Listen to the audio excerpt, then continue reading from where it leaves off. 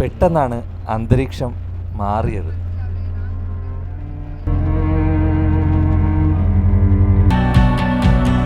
അപ്പോൾ ഞാൻ ഇങ്ങനെ റോഡിൽ കൂടെ പോയപ്പോൾ പെട്ടെന്ന് ശ്രദ്ധയിൽപ്പെട്ടതാണ് റോഡ് സൈഡിൽ ഇങ്ങനെ ഈ പ്രതിമകൾ സ്റ്റാച്യൂസ് ഉണ്ടാക്കുന്ന ഒരു സ്ഥലം. ഫൈബറാണല്ലേ? ഫൈബർ ഇതിപ്പോൾ ചെയ്തുകൊണ്ടിരിക്കുന്ന ഫൈബറാണ്. നമ്മൾ എല്ലാത്തിലും ചെയ്യുന്നുണ്ട്, സിമെന്റിലും ചെയ്യുന്നുണ്ട്.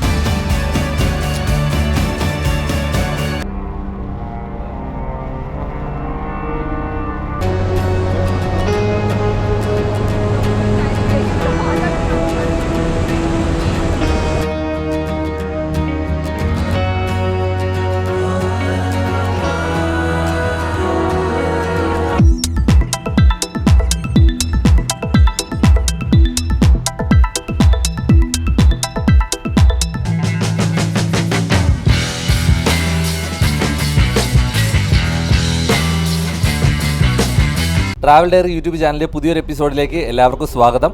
ഓൾ കേരള ട്രിപ്പിൻ്റെ 24ാമത്തെ എപ്പിസോഡാണ് ഇത്.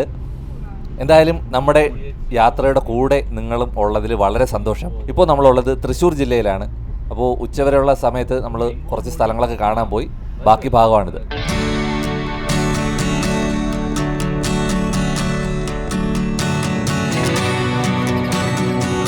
അപ്പോൾ നമ്മൾ തൃശ്ശൂർ ജില്ലയിലാണ് കേട്ടോ. നമ്മൾ ഇന്ന് രാവിലെ ഒരു കോട്ട കാണാൻ പോയി. അതിനുശേഷം ഒരു സിനഗോഗ് കാണാൻ പോയി. അതിനുശേഷം നമ്മൾ ചായ കുടിക്കാൻ വേണ്ടിയിട്ട് ഇറങ്ങിയിരിക്കുകയാണ്. അങ്ങനെ ബസ്സൊക്കെ ഒതുക്കിയിട്ടിരിക്കുന്ന ഒരു സ്ഥലം, മെയിൻ റോഡ് അവിടെയാണ്. അപ്പോൾ ചായയൊക്കെ കുടിച്ച് നമ്മൾ ഓൾ കേരളയാണ് പോകുന്നത്. തിരുവനന്തപുരം മുതൽ കാസർഗോഡ് വരെ. നമ്മുടെ ചാനലിലെ വീഡിയോകൾ 7 മണിക്കാണ് ചാനലിൽ കൃത്യമായിട്ട് വരുന്നത്. നമ്മളെ വീഡിയോകൾ ഇഷ്ടമാകുന്നുണ്ടെങ്കിൽ ഉറപ്പായിട്ടും നിങ്ങളുടെ സപ്പോർട്ട് കൂടെ പ്രതീക്ഷിക്കുകയാണ്. നമ്മുടെ ചാനലിലെ വീഡിയോ ആദ്യം കണ്ടിട്ട് കാണാൻ നിങ്ങൾ ഉറപ്പായിട്ടും ഒന്ന് സബ്സ്ക്രൈബ് ചെയ്യുക. നിങ്ങളുടെ കമൻറ്റുകളുടെ കമൻറ്റ് ബോക്സിൽ അറിയിക്കുക. അപ്പോൾ നമ്മൾ ഇത് കഴിഞ്ഞ് ഇനി അടുത്ത ഒരു സ്ഥലത്തേക്കാണ് പോകുന്നത്. അടുത്തൊരു ഡാമിലേക്കാണ് പോകുന്നത്. ചായ കുടിച്ചതിന് ശേഷം ഡാമിലേക്കാണ് പോകുന്നത്. അപ്പോൾ എന്തായിരുന്നാലും വീഡിയോ ഇഷ്ടമാകുന്നുണ്ടെങ്കിൽ നിങ്ങൾ സപ്പോർട്ട് ചെയ്യാം കേട്ടോ.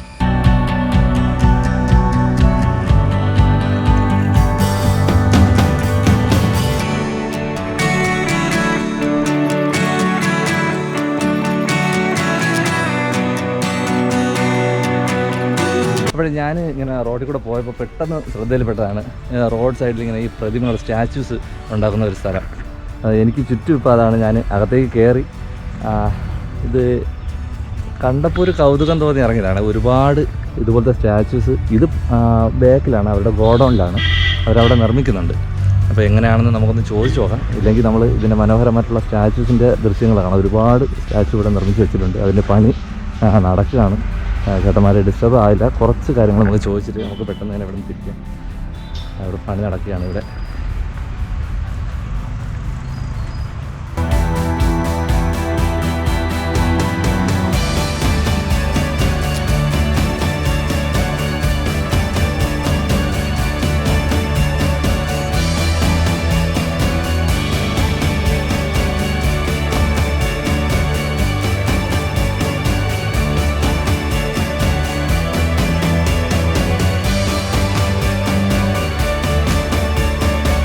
മെയിനായിട്ട് നമ്മൾ ചെയ്തുകൊണ്ടിരിക്കുന്നത് സിമെൻറ്റ്, ഫൈബർ, പ്ലാസ്റ്റർ അങ്ങനെ രൂപങ്ങളാണ് നമ്മൾ ചെയ്തുകൊണ്ടിരിക്കുന്നത്. മോഡൽ അനുസരിച്ചാണ് വർക്കുകൾ ചെയ്യുന്നത്.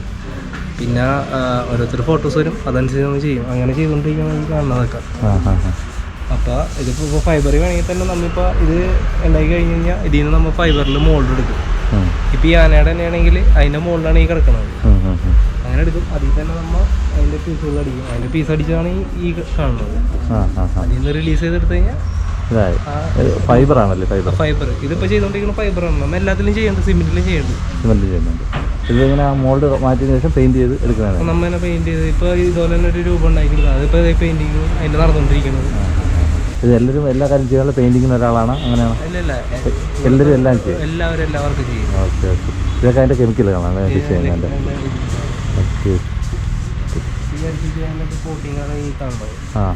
അതിന്റെ പുറത്ത് കോട്ടിങ് അല്ലേ? ഇത് ഫൈബറിന്റെ, ഇത് ഫൈബർ സ്റ്റാച്യു തന്നെയാണ്. ഇത് വെയിറ്റ് ഉണ്ടാവില്ല.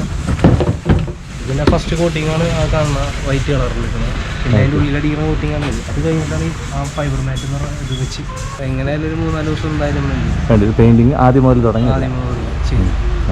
ഇതിപ്പോൾ നമ്മൾ പ്രൈമർ കോട്ട് അടിച്ചിട്ടാണ് ഇത് കഴിയുമ്പോൾ ഇത് ബ്ലാക്ക് പെയിന്റ് ചെയ്തിട്ട് ഇത് വർക്ക് ചെയ്യും. 4-5 ദിവസം എടുക്കും അല്ലേ? ചെറുതിനൊക്കെ അതിനനുസരിച്ചുള്ള ദിവസം കൊടുക്കും.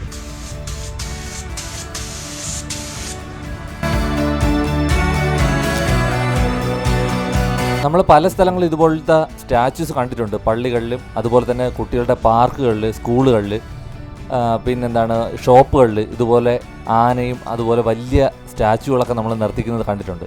അപ്പോൾ ഈ ഏരിയയിൽ തന്നെ ഇതിൻ്റെ തന്നെ വേറെ ഷോപ്പുകൾ ഇവിടെ ഉണ്ട്. അപ്പോൾ ഇവർ ചെയ്ത് അത് ഇവരുടെ കടയിൽ ഡിസ്പ്ലേ ചെയ്തിട്ടുണ്ട്. വളരെ മനോഹരമായിട്ടാണ്. നമ്മൾ ആദ്യം ആ ഗോഡൗണിൻ്റെ കാഴ്ചയാണ് കണ്ടത്. ഇത് ഫൈനൽ ആയിട്ടുള്ള പ്രോഡക്റ്റാണ്. അവർ കളറൊക്കെ ചെയ്ത് ഫിനിഷ് ചെയ്തിട്ടുള്ള സ്റ്റാച്യൂകളാണ് ഈ കാണുന്നത്.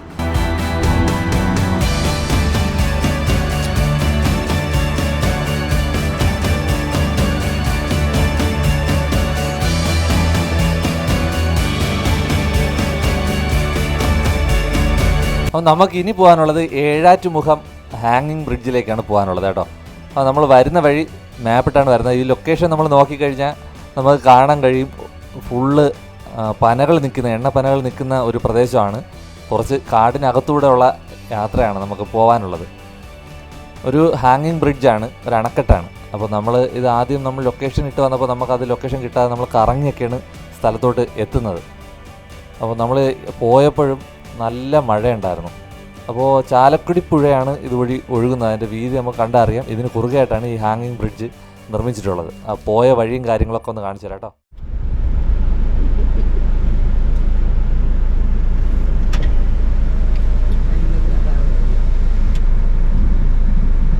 ഇടിയുണ്ടല്ലോ.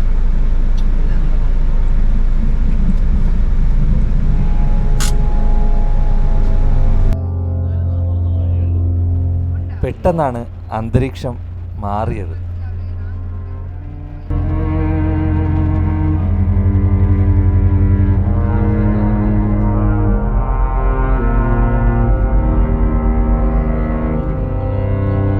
ചെക്ക് പോസ്റ്റ് കഴിഞ്ഞ് അകത്തേക്ക് കടക്കുമ്പോൾ തന്നെ എണ്ണപ്പനകളുടെ നീണ്ട നിരയാണ് കാണാൻ സാധിക്കുക. മഴയില്ലാത്ത ഒരു സമയമായിരുന്നെങ്കിൽ വളരെ ദൃശ്യഭംഗി തരുന്ന ഒരു സ്ഥലമാണ്. ആനയും അതുപോലുള്ള മൃഗങ്ങളും ഇവിടെ ഒരുപാട് കാണാൻ സാധിക്കും. നമ്മൾ പോകുമ്പോൾ മഴ അതിശക്തമായിരുന്നു. ചെക്ക് പോസ്റ്റിൽ പറയുന്നുണ്ടായിരുന്നു മരങ്ങൾ വീഴാൻ സാധ്യതയുണ്ടെന്ന്. അപകട സാധ്യതകളിലേക്ക് നമ്മൾ പോവാൻ മടിക്കുകയാണ്. നമ്മൾ നിന്നപ്പോൾ തന്നെ ഒരുപാട് വാഹനങ്ങൾ പോകാനുള്ള നീണ്ട ക്യൂ ഉണ്ടായിരുന്നു. ഒരുപാട് ദൂരം സഞ്ചരിച്ചാണ് വന്നത്. പോകണോ വേണ്ടയോ എന്നുള്ള ഒരു സംശയം. എന്തായാലും ഒരുപാട് വാഹനങ്ങൾ പോകുന്നുണ്ട്. ഇനി തിരികെ പോകണമെങ്കിലും ഒരുപാട് ദൂരമുണ്ട്. ഇതുവഴി പോയാൽ എറണാകുളത്ത് നിന്ന് ആതിരപ്പള്ളിയിലേക്ക് പോകുന്ന റൂട്ടിലേക്ക് കയറാനും സാധിക്കും. എന്തായാലും ആത്മവിശ്വാസത്തോടു കൂടി മുമ്പോട്ട് തന്നെ. മഴ പ്രതികൂലമായിട്ട് തന്നെ നിന്നു.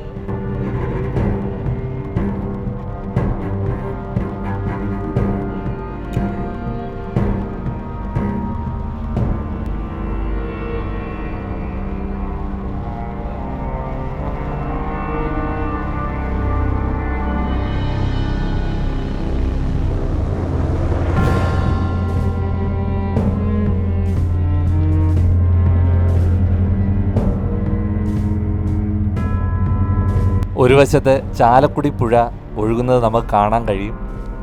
മറു സൈഡിൽ ഫോറസ്റ്റ് ഡിപ്പാർട്ട്മെൻറ്റിൻ്റെ സ്ഥലങ്ങളാണ്. നമ്മൾ പോകുന്ന പാതയുടെ രണ്ട് സൈഡും എണ്ണപ്പനകൾ നിറയെ നിൽക്കുന്നുണ്ട്. ഒരു കാട്ടിലൂടെയുള്ള കനത്ത മഴയത്തുള്ള യാത്ര. റോഡ് കാണാൻ കഴിയാത്ത രീതിയിലുള്ള മഴ, അത്രയ്ക്ക് തീവ്രമായിട്ടുള്ള മഴയായിരുന്നു. എന്തായാലും നമ്മൾ അകത്തേക്ക് വന്നു. ഏതെങ്കിലും ഒരു സൈഡിലേക്ക് നമുക്ക് പോയാലേ പറ്റത്തുള്ളൂ. ഒന്നുകിൽ മുന്നോട്ട് അല്ലെങ്കിൽ പുറകോട്ട്. കുറച്ചുകൂടി ദൂരം മാത്രമേ നമ്മളെ ലൊക്കേഷനിൽ കാണിക്കുന്നുള്ളൂ. എന്തായാലും മുന്നോട്ട് തന്നെ പോവാം. വേറെ വാഹനങ്ങൾ കൂടെ ഉണ്ട്. എന്തായാലും മുന്നോട്ട് തന്നെ പോവാം.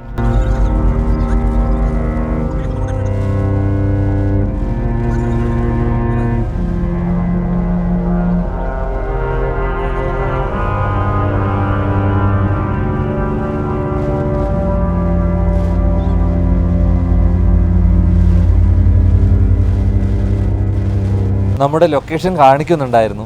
പക്ഷേ നമ്മുടെ ഈ മഴയുടെ ഒരു ഇതിലാണെന്ന് തോന്നുന്നു നമ്മളത് ശ്രദ്ധിച്ചില്ല. നമ്മൾ നേരെ തന്നെ പോയി ആ ലൊക്കേഷൻ നോക്കി നമ്മൾ പോയി എവിടെയാണ് റോഡ് തിരിയുന്നതെന്ന് നോക്കിയിട്ട്. പക്ഷേ അത് കണ്ടുപിടിക്കാൻ വേണ്ടിയിട്ട് സാധിച്ചില്ല. മഴ ഒരു രക്ഷയില്ലാതെ പെയ്യുകയാണ്. ഇങ്ങനെയുള്ള സാഹചര്യത്തിൽ ചിലപ്പോൾ നമുക്ക് ഭയം വന്നേക്കാം, പേടി വന്നേക്കാം. കാരണം കാടാണ്.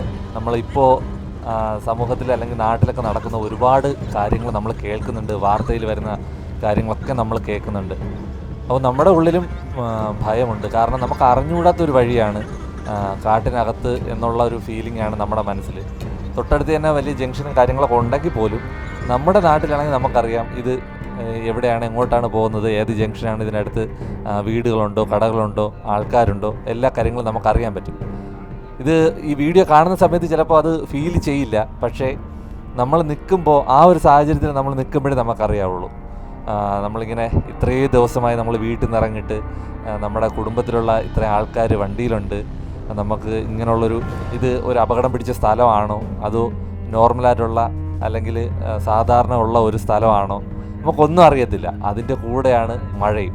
നമ്മുടെ ഈ യാത്രയിൽ പറയാൻ വേണ്ടിയിട്ട് ഒരുപാട് എക്സ്പീരിയൻസ് ഉണ്ട്, ഒരുപാട്. കാരണം രാത്രികളിൽ നമ്മൾ യാത്ര ചെയ്യുമ്പോൾ ഒരു സമയം കഴിഞ്ഞ് കഴിഞ്ഞാൽ സ്ട്രീറ്റ് ലൈറ്റ് ഇല്ല എന്നുണ്ടെങ്കിൽ നമ്മുടെ നാട്ടിലുള്ള സ്ഥലങ്ങൾ നമുക്ക് കുഴപ്പമില്ല. പക്ഷേ നമ്മൾ ഇട റോഡ് കയറി പോകുമ്പോൾ നമുക്ക് ഉള്ളിൽ വല്ലാത്തൊരു ഭയം തോന്നാറുണ്ട്. കാരണം നമുക്ക് അറിഞ്ഞുകൂടാത്ത സ്ഥലമാണ്, തൊട്ട് മുന്നിൽ എന്താണ്, സൈഡിൽ എന്താണ്, ഒന്നും നമുക്കറിയത്തില്ല. അപ്പോൾ അങ്ങനെയുള്ളൊരു വല്ലാത്തൊരു ഫീലിംഗ് ആയിരുന്നു ഈ യാത്രയിൽ. മഴ അതികഠിനം. ചെക്ക് പോസ്റ്റ് എന്ന് പറഞ്ഞു, ചിലപ്പോൾ മരം വീണിട്ടുണ്ടാകും റോഡിൽ, നിങ്ങൾ പോകുന്ന വഴിയിൽ മരം വീണിട്ടുണ്ടാകും എന്ന് പറഞ്ഞിട്ടുണ്ടായിരുന്നു. അങ്ങനെ ആകെ ഒരു മനസ്സൊലയുന്ന ഒരു സന്ദർഭമായിരുന്നു ഈ കാണുന്ന യാത്ര. കാണുമ്പോൾ ചിലപ്പോൾ നിങ്ങൾക്ക് അങ്ങനെ തോന്നത്തില്ല. എന്നാലും രണ്ട് സൈഡും നിറയെ മരങ്ങൾ വളർന്ന്, അതുപോലെ തന്നെ കാറ്റും നല്ല ഇടിയും മഴയും എല്ലാം കൂടെ നിറഞ്ഞിട്ടുള്ള ഒരു യാത്ര, ഒരു വല്ലാത്തൊരു അനുഭവം. ഇന്ന് ഇതിപ്പോൾ കാണുമ്പോൾ നമ്മൾ അന്ന് യാത്ര ചെയ്തതിൻ്റെ ആ ഒരു ഫീലിംഗ് നമ്മൾ ഓർത്തെടുക്കുകയാണ്. വാഹനത്തിൽ കൊച്ചുണ്ട്, പിന്നെ അമ്മ, പപ്പ, വൈഫ് എല്ലാവരും ഉണ്ട്.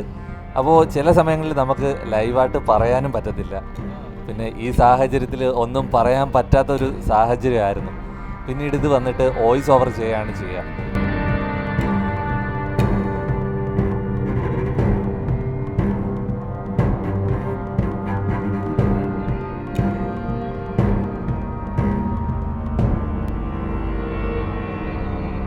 ഇതുപോലെ മുന്നേ പോകുന്ന വാഹനങ്ങൾ സ്ലോ ആകുമ്പോൾ മനസ്സിൽ പിന്നെയും പേടി വർദ്ധിക്കും. വേറൊന്നുമല്ല, ഇനി മരം വീണിട്ടുണ്ടോ, അതല്ല ഇനി ആനയോ എന്തെങ്കിലും മൃഗങ്ങൾ ഇറങ്ങി നിൽക്കുന്നുണ്ടോ, അതൊക്കെയാണ് നമ്മുടെ മനസ്സിൽ വരിക. ഇത് കാണുമ്പോൾ ചിലപ്പോൾ നിങ്ങൾക്ക് അത് തോന്നത്തില്ല. കാരണം നമ്മളിപ്പോൾ ഇത് മൊബൈലിലല്ലേ കാണുന്നത്. ചിലപ്പോൾ നമ്മളെക്കാളും മനക്കട്ടിയുള്ള ആൾക്കാരായിരിക്കും ചിലപ്പോൾ ഇത് കാണുന്നത്. പക്ഷേ ആ ഒരു സാഹചര്യത്തിൽ മഴയും കാറ്റും ഇടിയും ഇതുപോലുള്ള ഒരു കാട് എന്നുള്ളൊരു ആംബിയൻസ് ഉള്ളപ്പോൾ ചിലപ്പോൾ ആർക്കായിരുന്നാലും മനസ്സിൽ പേടി വന്നേക്കാം. എന്തായാലും നമുക്ക് മുന്നോട്ട് പോവാം.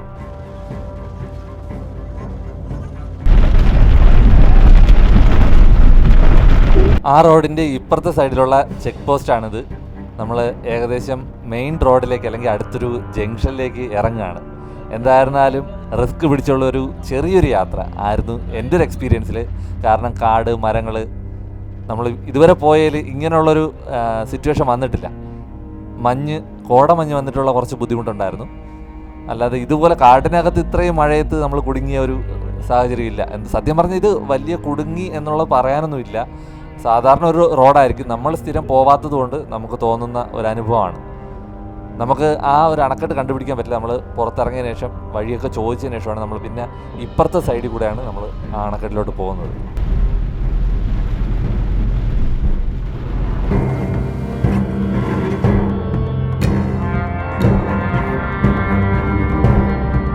ഇപ്പോൾ നേരെ മുന്നിൽ കാണുന്നതാണ് സിൽവർ സ്റ്റോം. അതിനടുത്ത് തന്നെ ആരാണ് സ്നോ പാർക്ക് എന്ന് പറയുന്ന ഈ രണ്ട് സ്ഥലങ്ങൾ. അപ്പോൾ ഈ ആതിരപ്പള്ളി അല്ലെങ്കിൽ തുമ്പൂർ മൊഴി, ഏഴാറ്റുമുഖം ഇതിനൊക്കെ അടുത്തായിട്ടാണ് സിൽവർ സ്റ്റോം എന്ന് പറയുന്ന സ്ഥലമുള്ളത്. ഒരു അമ്യൂസ്മെൻറ്റ് പാർക്കാണ് കേട്ടോ.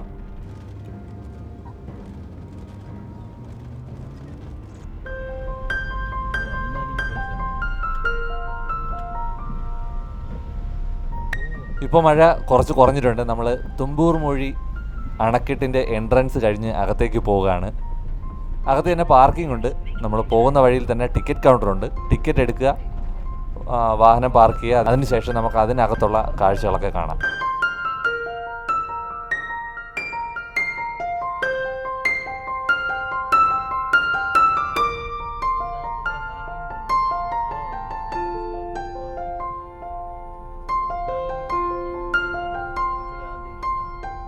തുമ്പോർ മൊഴി ഹാങ്ങിങ് ബ്രിഡ്ജ്, തുമ്പോർ മൊഴി ഡാം എന്ന ലൊക്കേഷൻ ഇട്ടാണ് വന്നത്. കുറച്ച് ദൂരം ഫോറസ്റ്റിനകത്തൂടെ വന്നു, പക്ഷേ നമുക്ക് കറക്റ്റ് ലൊക്കേഷൻ കിട്ടിയില്ല. മഴ, ഞെരിച്ച മഴയായിരുന്നു, നല്ല മഴയായിരുന്നു. അപ്പോൾ അതുകൊണ്ട് നമ്മൾ അതിൻ്റെ ഇപ്പുറത്തെ സൈഡ്, ഹാങ്ങിങ് ബ്രിഡ്ജിൻ്റെ ഓപ്പോസിറ്റുള്ള സൈഡ് നമ്മളെത്തി. ടിക്കറ്റ് എടുത്തു, അകത്ത് കയറി. ടിക്കറ്റ് 20 രൂപയാണ് ആളിന്, ഒന്നിന് 20 രൂപ. പിന്നെ കാർ പാർക്കിംഗ് അകത്തുണ്ട്, പുറത്ത് വേണമെങ്കിൽ ഇട്ടിട്ട് വരാം. അകത്ത് പാർക്ക് ചെയ്യണമെങ്കിൽ അതിനും ചാർജ് ഉണ്ട്. അപ്പോൾ നമ്മളിവിടെ എത്തിയിട്ടുണ്ട്. ഇനി നമുക്ക് ഹാങ്ങിങ് ബ്രിഡ്ജിലോട്ട് പോയിട്ട് അവിടുത്തെ കാഴ്ചകൾ കാണാം. നല്ല മഴയായിരുന്നു, കാട്ടിനകത്തോടുള്ള യാത്ര, എണ്ണപ്പനൊക്കെ ഉണ്ടായിരുന്നു. അപ്പോൾ നമ്മളെന്തായാലും ഉള്ളിൽ കയറിയിട്ടുണ്ട്. ഇനി നമുക്ക് അങ്ങോട്ട് പോയി അവിടുത്തെ കാഴ്ച നോക്കാം കേട്ടോ. ഇതാണ് നമ്മുടെ മനോഹരമായ പാർക്കിംഗ്. മഴയത്ത് കൂടി ടിക്കറ്റ് എടുത്തത് ആൾക്കും പാർക്കിങ്ങിനും. മഴ ഒരു രക്ഷയില്ല കേട്ടോ, മഴയാണ്. ഇതിനടുത്താണ് സിൽവർ സ്റ്റോൺ സ്നോ പാർക്ക്. അത് വേറൊരു അവസരത്തിൽ വരാം.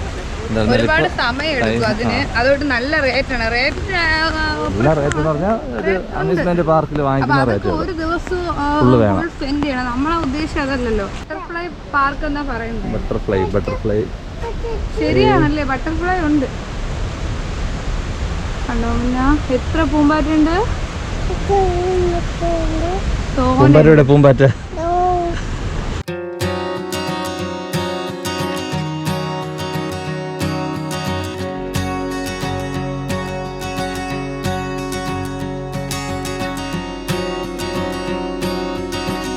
Butterfly park.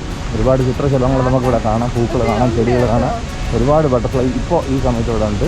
ഇപ്പോൾ നമ്മൾ ഹാങ്ങിങ് ബ്രിഡ്ജിൻ്റെ താഴത്തെ സൈഡാണ് ഹാങ്ങിങ് ബ്രിഡ്ജ്. നമുക്കിവിടെ നിന്നാൽ തന്നെ കാണാം ഒരുപാട് ആൾക്കാരാണ് മുകളിൽ നിൽപ്പുണ്ട്. എനിക്ക് തോന്നുന്നത് നേരത്തെ നമ്മൾ വന്ന് അപ്പുറത്തെ സൈഡിലായിരുന്നു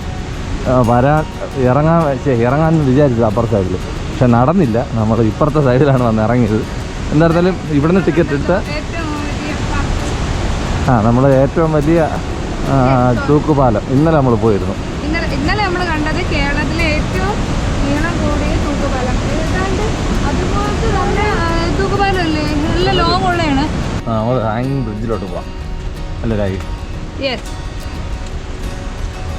നടന്ന് എന്തായാലും ഒത്തിരി ബട്ടർഫ്ലൈ പാർക്കിൽ വന്നിട്ടേ ബട്ടർഫ്ലൈ കാണാതില്ല.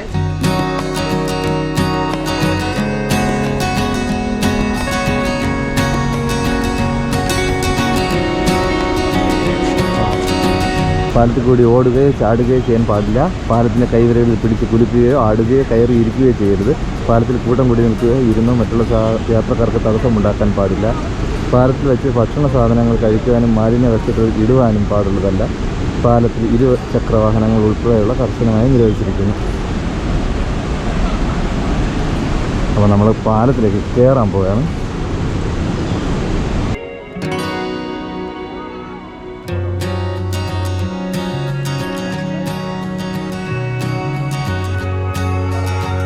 അപ്പോൾ തുമ്പോർ മൊഴി ഹാങ്ങിങ് ബ്രിഡ്ജിലാണ് നിൽക്കണേ. അപ്പോൾ ഇതിലൊരു വെറൈറ്റി ഉള്ളത്, ഇവിടെ നിന്ന് ടിക്കറ്റ് എടുക്കുന്നവർക്ക് അവിടെ ഇറങ്ങാൻ പറ്റില്ല, അവിടെ നിന്ന് ടിക്കറ്റ് എടുക്കുന്നവർക്ക് അങ്ങനെയല്ല, ഇവിടെ നിന്ന് ടിക്കറ്റ് എടുക്കുന്നവർക്ക് ഇതിൻ്റെ അങ്ങറ്റം വരെ പോവാം. അവിടെ നിന്ന് ടിക്കറ്റ് എടുക്കുന്നവർക്ക് ഇവിടെ ഇറങ്ങാൻ പറ്റില്ല, ഇതിൻ്റെ എൻഡ് വരെ ആണെന്നാണ് തോന്നുന്നത്. രണ്ട് സൈഡിൽ ഏഴാറ്റുമുഖം. അപ്പം രണ്ട് സൈഡിലും ടിക്കറ്റ് ഉണ്ട്. നമ്മളിപ്പോൾ തുമ്പൂർ മൊഴി എന്നാണ് ടിക്കറ്റ് എടുത്തേക്കണം. നമുക്ക് പോകാൻ പറ്റണത് ആയിരിക്കും. അപ്പോൾ നമുക്ക് പോകാൻ പറ്റണത് ഇതിൻ്റെ എൻഡ് വരെ ആയിരിക്കും മിക്കവാറും. അതിനുശേഷം അങ്ങോട്ട് ഇറങ്ങണമെങ്കിൽ അവിടുത്തെ ടിക്കറ്റ് എടുക്കേണ്ടി വരും. നമുക്കിറങ്ങണ്ട. അപ്പോൾ ഇവിടെ നോക്കിയാണ്, ഇതാണ് ഇതിൻ്റെ കാഴ്ച എന്ന് പറയുന്നത്. ഹാങ്ങിങ് ബ്രിഡ്ജാണ്. സൈഡിൽ കൂടെ വെള്ളം ചാടുന്നുണ്ട്, അവിടെ നിന്ന് വെള്ളം ചാടുന്നുണ്ട്. അതുപോലെ തന്നെ ഇപ്പുറത്തെ സൈഡ് വെള്ളം ചാടുന്നുണ്ട്. ഇവിടെ ഉണ്ട്, അവിടെ അതുണ്ട്. ഒരു വല്ലാത്ത നിർമ്മിതി തന്നെയാണ്, വ്യത്യാസമുണ്ട്, വെറൈറ്റി ഉണ്ട്. ഇത് കനാല് പോലെ വന്നിട്ട് അത് ഓവർഫ്ലോ ആയിട്ട് വെള്ളം ചാടുന്നതാണ്. അപ്പോൾ എനിക്ക് തോന്നുന്നു വെള്ളം കുറഞ്ഞ സമയത്ത് ഇതിനകത്ത് മാത്രം വെള്ളം നിൽക്കുമായിരിക്കും, അങ്ങനെയാണെന്നാണ് തോന്നുന്നത്. എന്തായാലും നല്ല വീതിയുള്ള ഒരു ഹാങ്ങിങ് ബ്രിഡ്ജ് തന്നെയാണ്, നല്ല രീതിക്ക് ഉണ്ട്. ആൾക്കാർ ഇപ്പോഴും ഇഷ്ടം പോലെ ഉണ്ട്. നമ്മൾ ഇന്നലെ പോയാൽ അതേ രീതി തന്നെയാണ് തോന്നുന്നു നിൽക്കാൻ പറ്റുന്നത്. ഹാങ്ങിങ് ബ്രിഡ്ജ് നല്ല നീളത്തിൽ ചെയ്തിട്ടുണ്ട്. തുമ്പൂർ മൊഴി ടിക്കറ്റിൽ ഏഴാറ്റുമുഖം പ്രകൃതി ഗ്രാമത്തിലേക്ക് പ്രവേശനമില്ല. തൂക്കുപാലത്തിൽ ഒരേ സമയം 25 പേരിൽ കൂടുതൽ കയറാൻ പാടുള്ളതല്ല. പിന്നെ മുന്നറിയിപ്പ് ഇവിടെ വെച്ചിട്ടുണ്ട്. മഴക്കാലത്തുണ്ടെങ്കിൽ വെള്ളപ്പൊക്ക സാധ്യത കൂടുതലുള്ളതിനാൽ പുഴയിൽ ഇറങ്ങുകയോ കുളിക്കുന്നത് നിരോധിച്ചിരിക്കുന്നു. വെള്ളത്തിന് ഒഴുക്ക് വർദ്ധിക്കുന്ന സമയങ്ങളിൽ പുഴയിൽ ഇറങ്ങുകയോ പാറയിൽ നടക്കുകയോ ചെയ്യരുത്. മുന്നറിയിപ്പൊക്കെ ഇവിടെ എഴുതിയിട്ടുണ്ട്. അപ്പോൾ നമുക്ക് ഇങ്ങോട്ട് ഇറങ്ങാനുള്ള അനുമതി ഇല്ല എന്നാണ് നമ്മൾ കരുതുന്നത്. നമ്മൾ ഇതുവഴിയാണ് വന്നത്. അപ്പോൾ ഇവിടെയും കുറച്ച് ആൾക്കാരൊക്കെ വന്നിട്ടുണ്ട്. നമ്മൾ ഇവിടെയാണ് വരാൻ വേണ്ടി വന്നത്, പക്ഷേ നമ്മൾ അപ്പുറത്താണ് പോയത്. നമുക്ക് ഈ റോഡ് വഴിയാണ് വന്നത്. നമ്മൾ എന്തായിരുന്നാലും അപ്പുറത്തെ ടിക്കറ്റാണ് എടുത്ത് നമ്മൾ ഇവിടെ ഇറങ്ങുന്നില്ല. ഇനി അപ്പുറത്തേക്ക് തന്നെ പോകാൻ പോവുകയാണ്.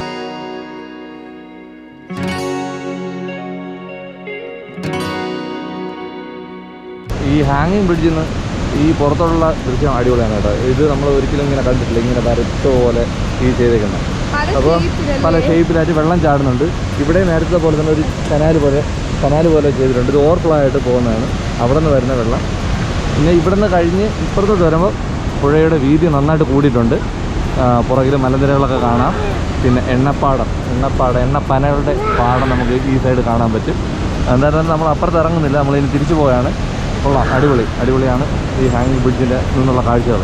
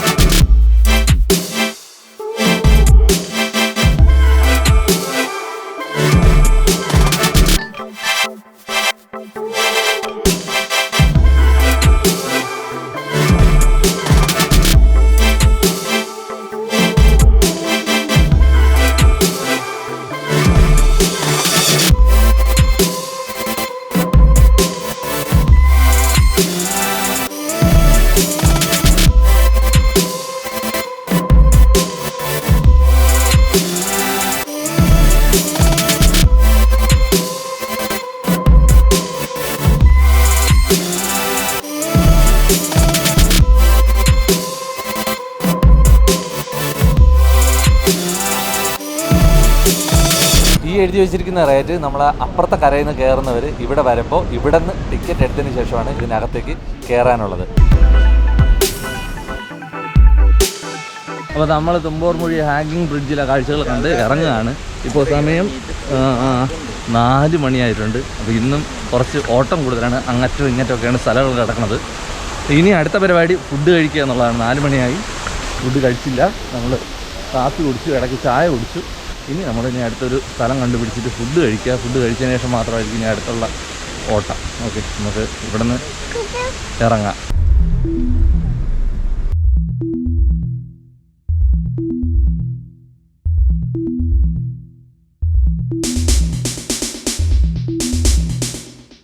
നമുക്കിന്ന് ചോറ് കഴിക്കാൻ വേണ്ടി തൊട്ടടുത്ത് തന്നെ ഫുഡ് കഴിക്കാൻ വേണ്ടിയിട്ടുള്ള ഒരു സ്പേസ് കിട്ടിയിട്ടുണ്ട്. ഒരു കടയുടെ കടയിൽ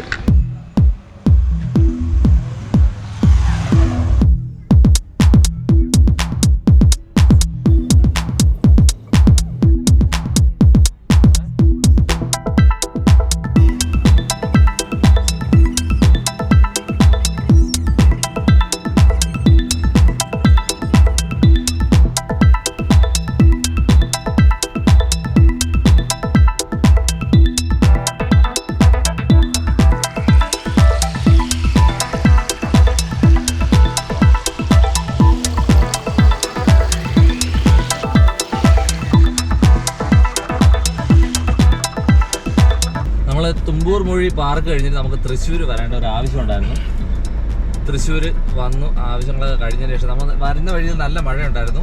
ഇനി നമ്മൾ വടക്കുന്നാഥ ക്ഷേത്രത്തിലെ ആ പരിസരത്തേക്കാണ് പോകുന്നത്. അപ്പോൾ ഇപ്പോൾ രാത്രി ആയിട്ടുണ്ട്, സമയം 7 മണി കഴിഞ്ഞു, 7:15. ഓക്കെ, അപ്പോൾ നമ്മളിനി വടക്കുന്നാഥ ക്ഷേത്രം ഇവിടെ നിന്ന് 2 കിലോമീറ്ററേ ഉള്ളൂ. വടക്കുന്നാഥ ക്ഷേത്രത്തിൽ പോവുക, ഒന്ന് റൗണ്ട് ചെയ്യുക. പിന്നെ നമ്മൾ ഒറ്റപ്പാലത്താണ് നമ്മളെ ഇന്നത്തെ സ്റ്റേ എന്ന് പറയുന്നത്. അപ്പോൾ നേരെ നമ്മൾ പാലക്കാട് ജില്ലയിലേക്ക് കയറുകയാണ്. തൃശ്ശൂർ നമ്മൾ വേറെ സ്ഥലങ്ങൾ നമ്മൾ നമ്മുടെ ചാനലിൽ തന്നെ ഇട്ടിട്ടുണ്ട്. ആതിരപ്പള്ളി അതുപോലെ തുടങ്ങിയ കുറേ സ്ഥലങ്ങൾ നമ്മുടെ ചാനലിൽ ഇട്ടിട്ടുണ്ട്. അതുകൊണ്ടാണ് കുറച്ച് സ്ഥലങ്ങൾ സ്കിപ്പ് ചെയ്തിട്ട് ഇനി പാലക്കാട് ജില്ലയിലേക്ക് കയറാൻ നോക്കുന്നത്. അപ്പോൾ ഇനി നമ്മൾ ഇത് കഴിഞ്ഞതിന് ശേഷം നേരെ ഒറ്റപ്പാലം നമ്മുടെ ഗസ്റ്റ് ഹൗസിലേക്കാണ് നമ്മൾ പോകുന്നത്.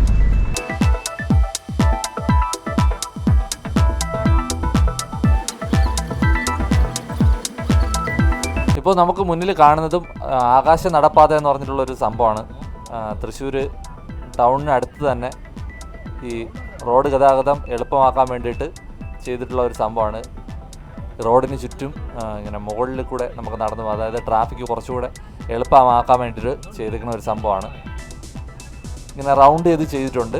ഒരു വലിയൊരു റൗണ്ടായിട്ട് ചെയ്തിട്ടുണ്ട്. അതിന് മുകളിലേക്ക് നമ്മൾ കയറിയിട്ട് നമുക്ക് ഇറങ്ങാനുള്ള റോഡ്, ഇവിടെ ഒരുപാട് റോഡ് തിരിയുന്നുണ്ട്. അപ്പോൾ അതുകൊണ്ട് അത് എളുപ്പമാക്കാൻ വേണ്ടിയിട്ട് ചെയ്തിട്ടുള്ള ഒരു സംഭവമാണ് നമ്മളിപ്പോൾ കാണുന്നത്.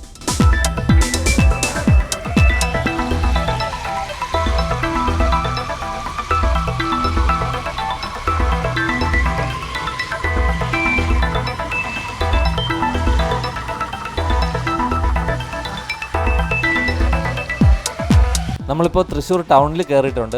നമ്മുടെ വലത് ഭാഗത്തായിട്ട് കാണുന്നതാണ് വടക്കുംനാഥ ക്ഷേത്രം സ്ഥിതി ചെയ്യുന്ന സ്ഥലം. അതുപോലെ തന്നെ നമ്മുടെ തൃശ്ശൂർ പൂരമൊക്കെ നടക്കുന്ന സ്ഥലം അതാണ്. നിരവധി സിനിമകളുടെ ലൊക്കേഷനാണ്. അതുപോലെ തന്നെ ഒരു ആരാധനാലയം അവിടെ സ്ഥിതി ചെയ്യുന്നുണ്ട്. തൃശ്ശൂർ ടൗണിനെ സംബന്ധിച്ച് ഇതൊരു സർക്കിൾ പോലെയാണ്. ഏകദേശം മധ്യഭാഗത്തായിട്ടാണ് ഇത് സ്ഥിതി ചെയ്യുന്നത്. ഇതിനെ റൗണ്ട് ചെയ്താണ് പല ഭാഗത്തേക്കുള്ള റോഡുകൾ തിരിയുന്നത്. എപ്പോഴും ഇതുപോലെ തിരക്കാണ്. രാത്രിയും പകലും എല്ലാം ഇതുപോലെ ആക്റ്റീവാണ്. നമുക്ക് പകലായിരുന്നെങ്കിൽ കുറച്ചും കൂടെ ഇതിനകത്തുള്ള ഒരുപാട് മരങ്ങളൊക്കെ നിൽക്കുന്ന സ്ഥലമാണ്. ഒരുപാട് ആൾക്കാർ വിശ്രമിക്കാനും അതുപോലെ തന്നെ ഒരുപാട് പ്രോഗ്രാംസൊക്കെ അകത്ത് നടക്കുന്ന ഒരു സ്ഥലം കൂടെയാണ് ഈ വടക്കുംനാഥ ക്ഷേത്രത്തിൻ്റെ ചുറ്റുപാടുകൾ. അപ്പോൾ നമ്മൾ വന്നപ്പോൾ താമസിച്ചു. അതുകൊണ്ടാണ് രാത്രിയിൽ പറഞ്ഞു പോകുന്നത്. വലത് സൈഡിൽ കാണുന്ന ആ ഒരു സ്ഥലത്താണ് ഈ പറഞ്ഞ തൃശ്ശൂർ പൂരമൊക്കെ നടക്കുന്നത്. അതുപോലെ വടക്കുംനാഥ ക്ഷേത്രം സ്ഥിതി ചെയ്യുന്നത്.